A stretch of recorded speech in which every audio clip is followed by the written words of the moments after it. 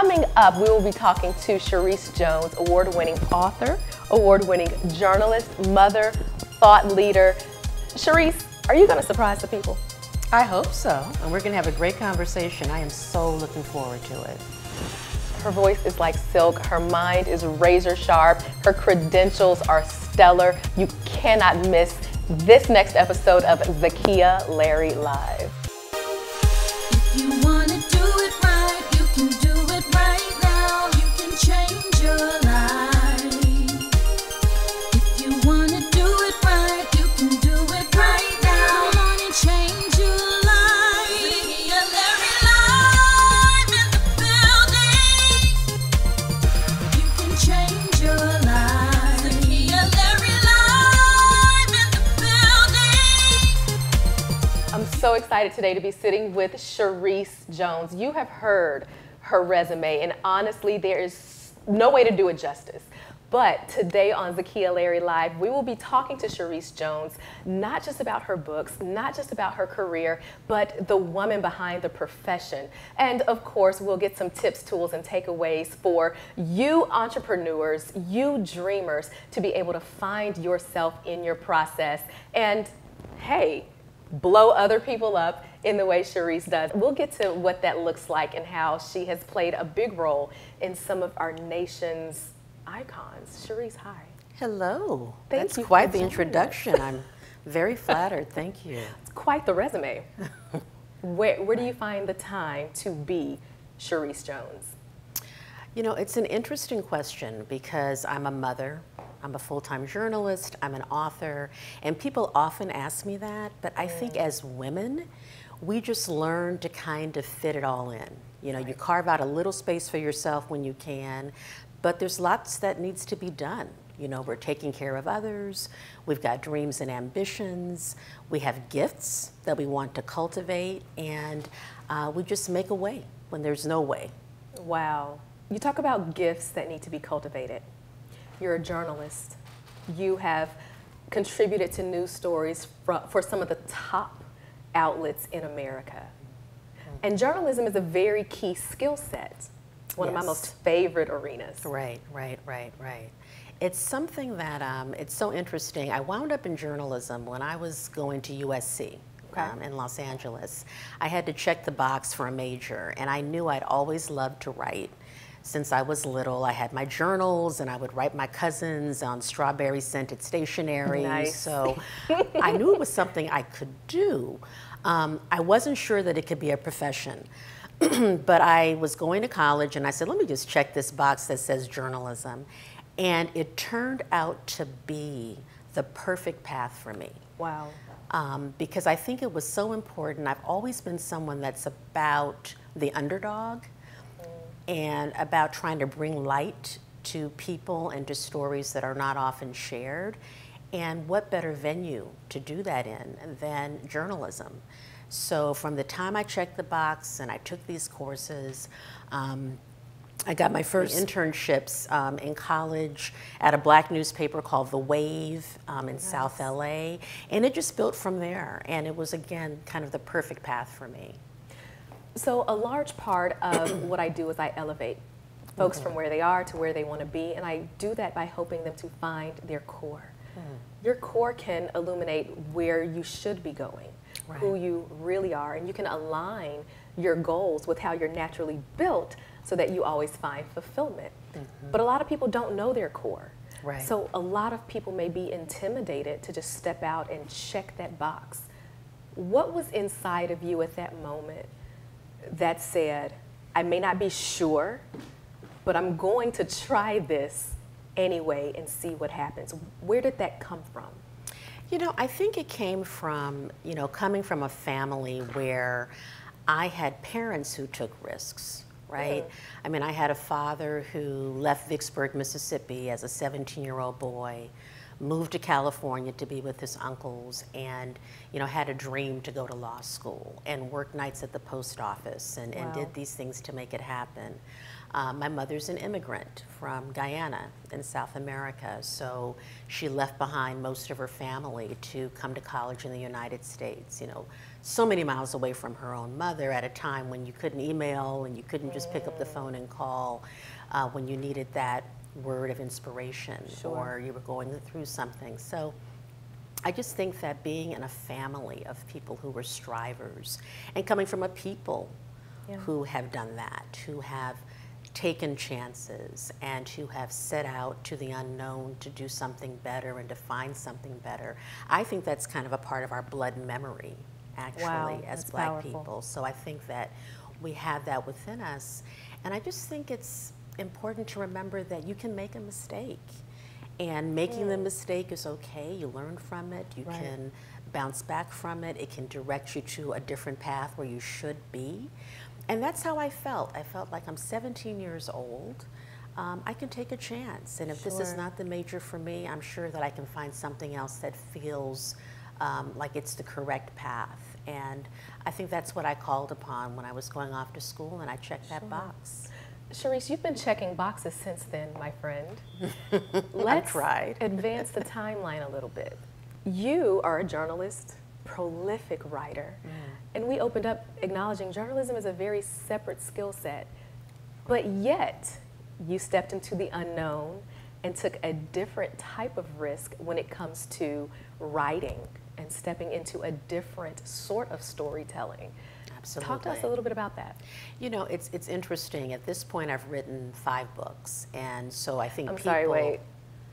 Okay, I wanted to confirm. 5. Yeah, 5 books. What are some of those books? All different genres. Well, I wrote Misty Copeland's memoir. That was my first book with someone else. Sure. My initial book was Shifting, The Double Lives of Black Women, which was very different, kind of a sociological study about how we deal with the twinisms, you know, racism and sexism.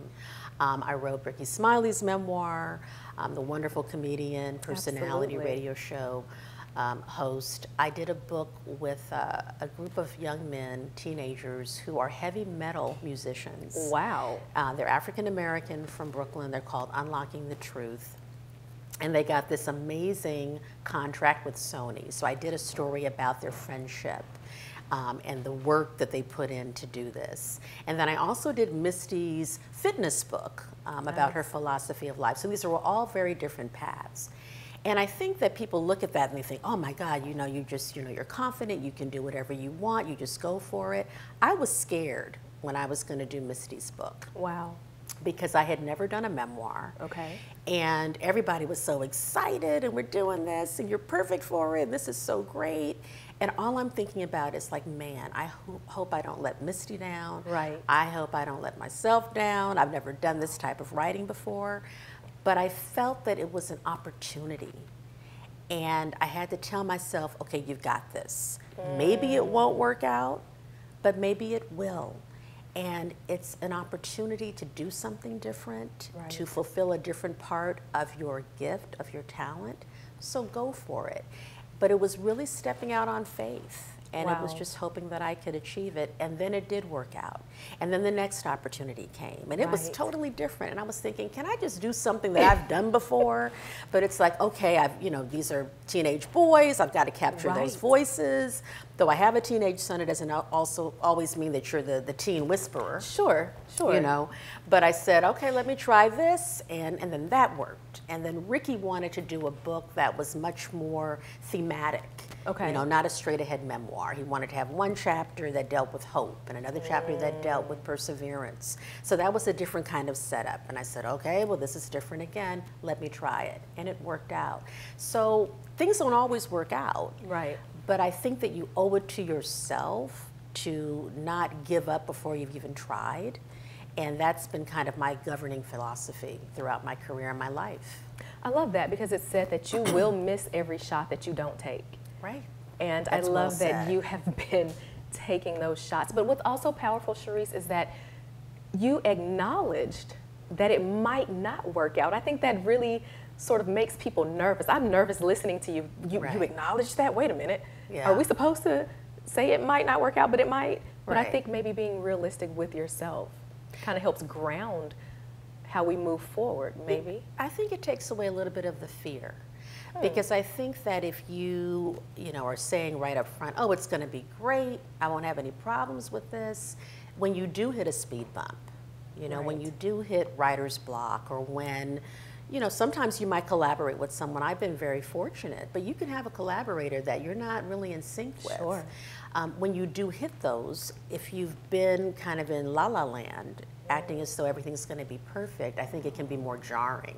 Ah. I think when you admit that life has twists and turns and ups Sure. and downs, and things don't always go as smoothly as we like, then I think it gives you that moment to kind of say, okay, this isn't going as smoothly as I'd hoped.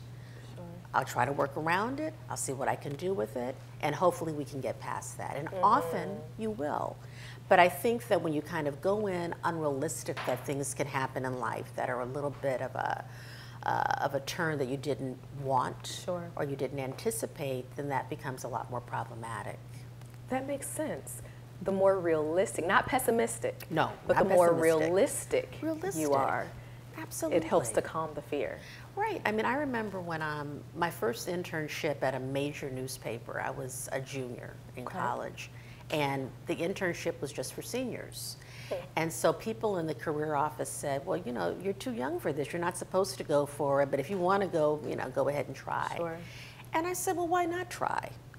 It may not happen. I think I'm very gifted. I'm very talented. I've had a nice life, but it doesn't mean that every opportunity is going to go the way I want it to. But if I don't try, I'll never know. Sure. I got the internship, right? That internship turned into my first job. I had my first journalism job while I was still in college, my senior year. So, I mean, again, I think that you don't want to be pessimistic, but I do think you have to be pragmatic Absolutely. about the fact that, you know, life is not some movie on HBO or Lifetime that, you know, just has all of these, you know, bounds and leaps. That sometimes you do go down a path that is a little rocky. Sure. You do encounter turbulence. You have a friendship that fails. You have a relationship that goes wrong. You have a boss that you don't like. And maybe even that internal Exactly. doubt, confusion. Absolutely. Insecurity. Sure. You know, who is, I mean, I don't care what anybody says. Everybody's insecure. In you know. some way, right? Right. Some more so than others. Right. But we all have that day when we're not feeling very confident. We think we're going to be found out. You know, it's like, I'm a fraud, and, you know, now they're going to all know it. You know, I think that that's just being human. Right. And I'm not saying that that's something that's easy to embrace or Sure. accept or understand when you're 12 or 16 or 21, but I think with time, you know, that becomes much clearer. Sure. And I think it's important that we, as women who have accomplished a lot, make sure that people understand that journey and know that it isn't that easy, or that you're not always feeling so confident about what you're doing. Absolutely. I love that you said that you're not always feeling so confident. We aren't. No. Anyone. But Absolutely you said not. something earlier that really stood out to me, that as different writing projects were coming to Charisse, the journalist, Right. the newsy Charisse, Yeah. that you said, well, internally, can I just kind of get something that, you know, I'm used to? Right. That's so key, because the Zakiya Larry Live family often comes to find their core. Who am I? What do I do? I need to find my thing, because I feel like a jack of all trades. Right, right. And so through what I love to do, the Z method, I help people to find their core and sort of bring in all of those different pieces and help those pieces to make sense. Right, And the pieces that don't make sense, we get rid of them. But the point in that is, what's so powerful about you and your journey is that I see that you've been living from your core this whole time. That even though the projects were varied and the Right. authors were so different, Right. at the end of the day, at your core, you're a storyteller. Absolutely. And that is something that I understood intuitively, but through the exploration, I really recognized that that's who I was. Wow. And I think that's really key. I think that you find your core through exploring. Yes. Right? You know, you don't automatically know that.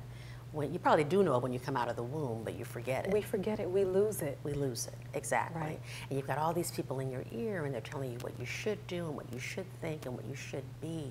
And I think finding that, you know, becoming that takes digging, right? It takes trying. It takes experimenting. Sure. And then once you've done a lot of that and you have a clearer vision of who you are, then you can articulate it. Right. Right? Then Absolutely. you can kind of go for those things that you know are feeding your authentic self. I love that. Author Jo Saxton posed this question. She said, who were you before the world told you who you were supposed to be? Which I love. Love that, right?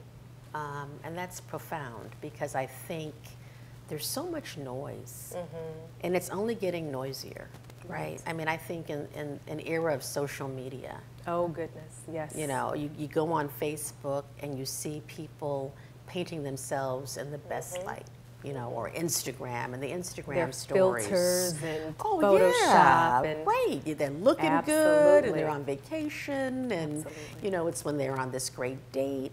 And it makes a lot of people feel inadequate, right? And I think when you're kind of chasing what you think other people have that you don't have, you get further and further away from who you are and what you really want and what really makes you happy and what really fulfills you. So it's hard. I don't think that that's an easy thing to do, but it's a critical question to ask yourself and to give yourself the space to really reflect on it, to come up with the answer. You mentioned getting further away from who you are.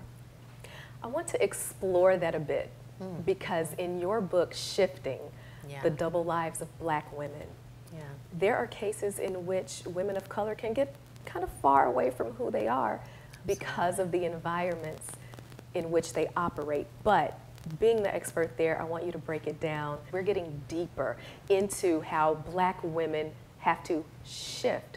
What does that mean personally, professionally? Do you know someone who's done it? Have you done it? Are you doing it? I mean, if your phone voice is different from your barbecue backyard voice, okay, we're gonna get into all of that with author, journalist Charisse Jones. It's Zakiya Larry Live. Next on Zakiya Larry Live. Do you think that inherently shifting is inauthentic? It can be inauthentic if you're not comfortable with it.